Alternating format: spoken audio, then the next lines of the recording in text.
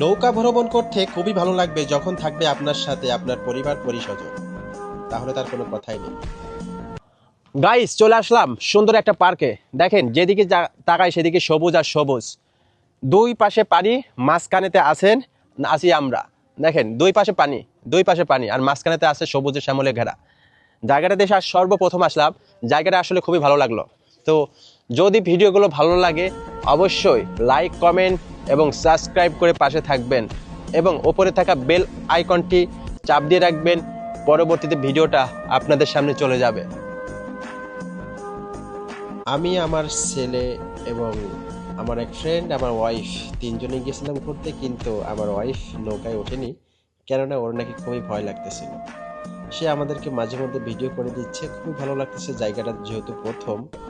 তা আলহামদুলিল্লাহ, খুবই ভালো লাগলো।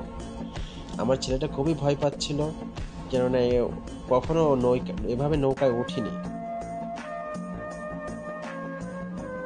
ছোট্ট একটা খাল, দুই পাশে আছে নারকেল গাছের চারা, আর মাঝখানেতে বয়ে যাচ্ছি আমরা। পরান্ত বিকেল, খুবই ভালো লাগলো জায়গাটা ঘুরে। যদি কেউ মালয়েশিয়াতে থাকেন, কাজাং সিমুনিতে থাকেন, অবশ্যই যাবেন এই জায়গাটায়।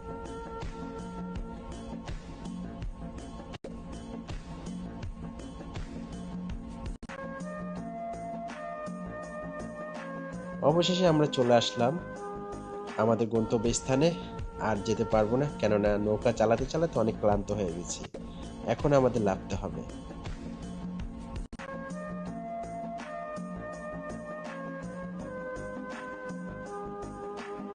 ওয়াও ওয়াও, যেদিকে তাকায় সেদিকে শুধু ওয়াও আর ওয়াও। মামা, সাঁকোতে আসলাম। সাঁকো, এই দেখেন সাঁকো ব্রিজ, দেখছেন ব্রিজ? আর সামনে দেখেন বাঁশ গাছ দিয়ে কত সুন্দর করে রেখে দিয়েছে। আর দেখেন বাঁশ দিয়ে কিভাবে সুন্দর করে চারি সাইডটা ঘিরে রাখছে।